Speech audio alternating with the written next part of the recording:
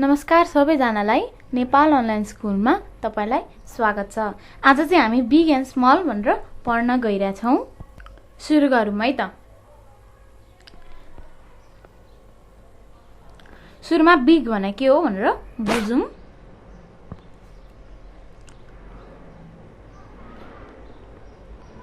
Big भनेको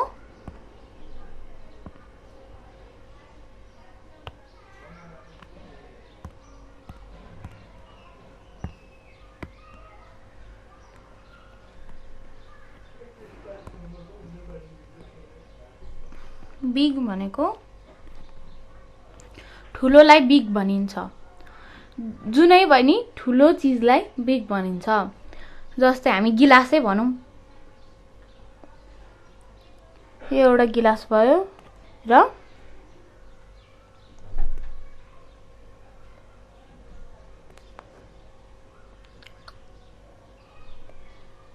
एउटा गिलास भयो। यो भनेको बिग हो। ठुलोलाई बिग भनिन्छ र बिग पछि आउँछ स्मल। यो भनेको चाहिँ स्मल हो। कसरी भन्दा यो भन्दा यो ठुलो छ त्यसैले यो बिग भयो। यो भन्दा यो सानो छ त्यसैले यो स्मल भयो। आज बिग र स्मल चाहिँ हामी कन्ठै पारौँ है त। त्यसैले यिनीहरुलाई बिग र स्मल भनिएको हो। र अब अर्कोतिर हेरौं। यो हामीलाई मग त थाहा भयो। स्मल भने चाहिँ एउटा भयो। एउटा भयो। यो कुन चाहिँ बिग कुन चाहिँ स्मल भनेर कसरी थाहा पाउने? यो भन्दा ठुलो यो छ त्यसैले यो भयो बिग।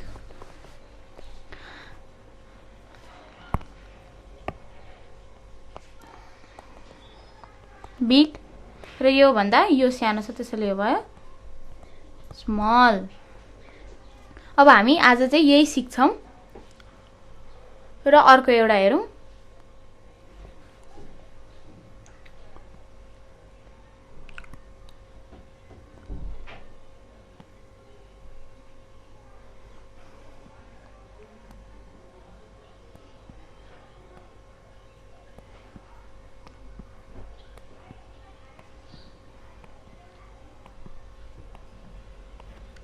र अर्को भनेको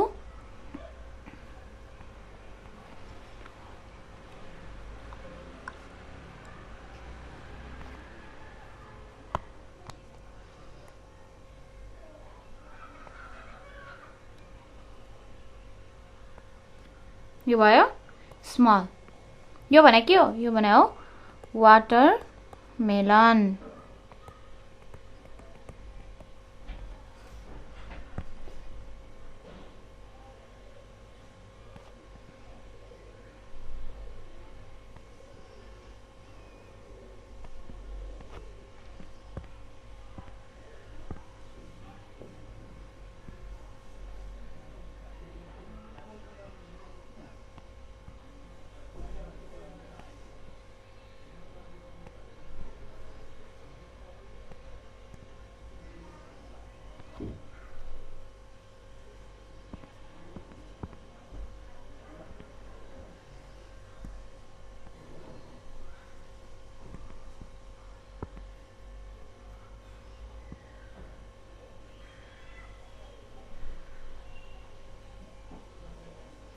यो भयो वाटरमेलन।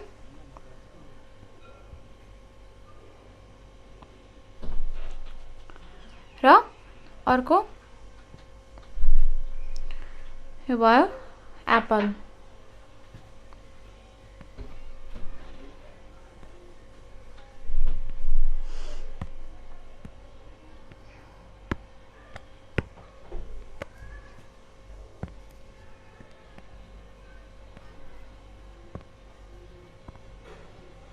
यो भयो एप्पल। कुन चाहिँ ठुलो छ त? यो ठुलो छ हो कि हैन? किनभने साइजमा ठुलो भएको र यसलाई ठुलो भनिएको हो र यो साइजमा सानो भएको र यसलाई सानो भनिएको हो। र अर्को एक्सरसाइज तिर लागौं।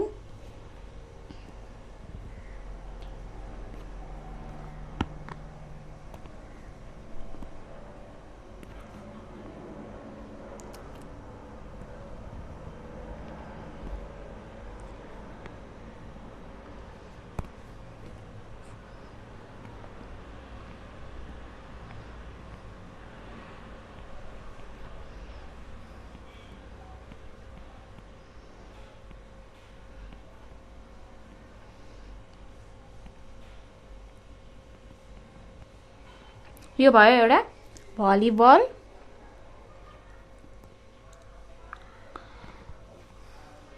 यसलाई चाहिँ हामी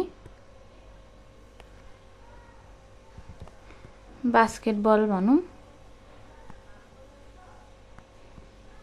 मानौं यसलाई बास्केटबल भनेर।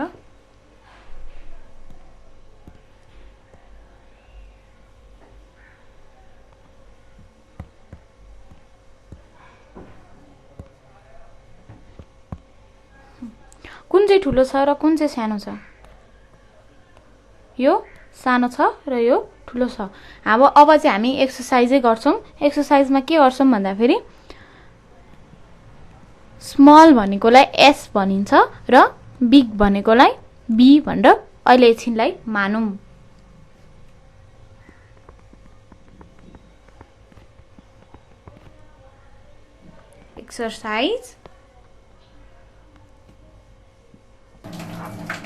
एक्सरसाइज हेरौँ अब।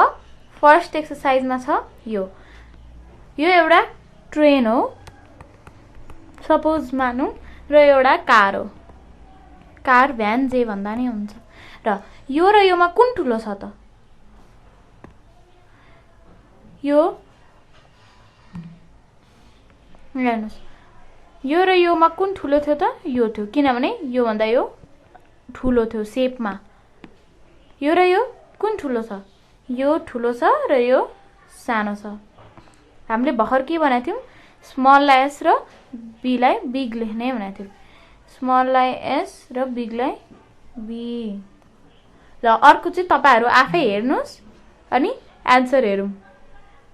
ल यो हेर्नुस्, यो एउटा घर हो र यो पनि एउटा घर हो। कुन चाहिँ ठुलो र कुन चाहिँ सानो हो त?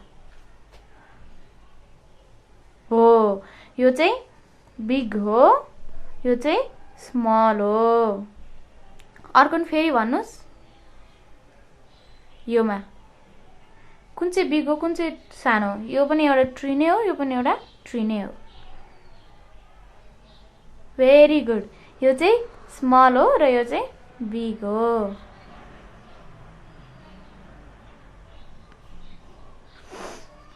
यिनीहरुमा चाहिँ कुन चाहिँ बिग हो कुन चाहिँ स्मल हो?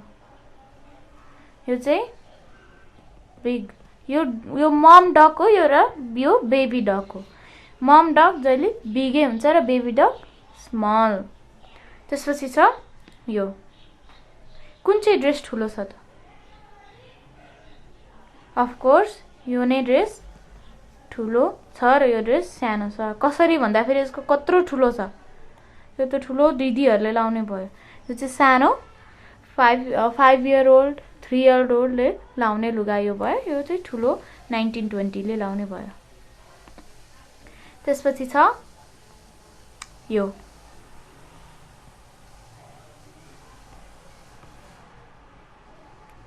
कुन चाहिँ ठुलो छ कुन चाहिँ सानो छ? यो भयो एउटा बिग मार्कर, यो चाहिँ एउटा पेन। कुन चाहिँ ठुलो छ कुन चाहिँ सानो छ त? यो ठुलो बिग, यो सानो भएर यसलाई स्मल भनिन्छ। र यहाँ हेरौँ, यसमा कुन चाहिँ ठुलो छ कुन चाहिँ सानो छ? यो एउटा टिभी र यो एउटा मोबाइल फोन। यही नै ठुलो हुन्छ र यो सानो हुन्छ। टिभी जस्तो मोबाइल हुन्छ र हुँदैन नि, र मोबाइल जस्तो टिभी हुँदैन। यसमा यो एउटा क्रिकेट खेल्ने ब्याट भनौं र यो चाहिँ एउटा हकी खेल्ने भनौं। लामो त यही छ नि, के छ?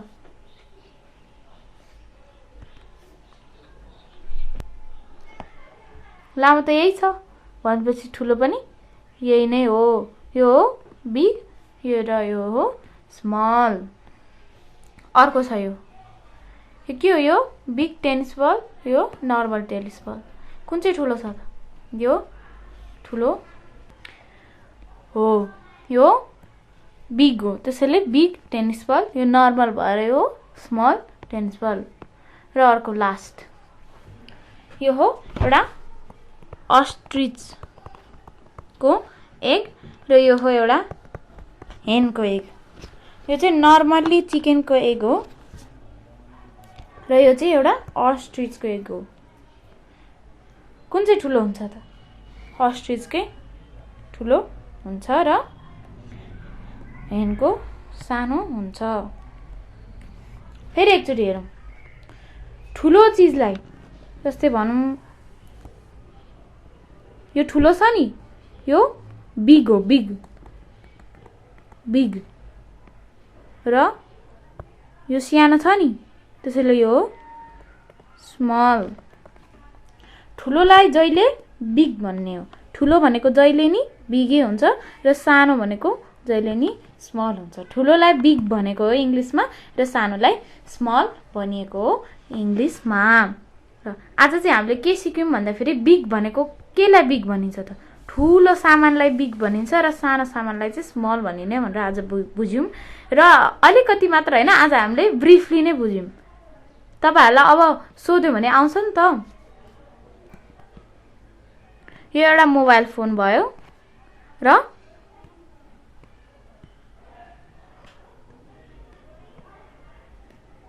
एउटा ल्यापटप भनौं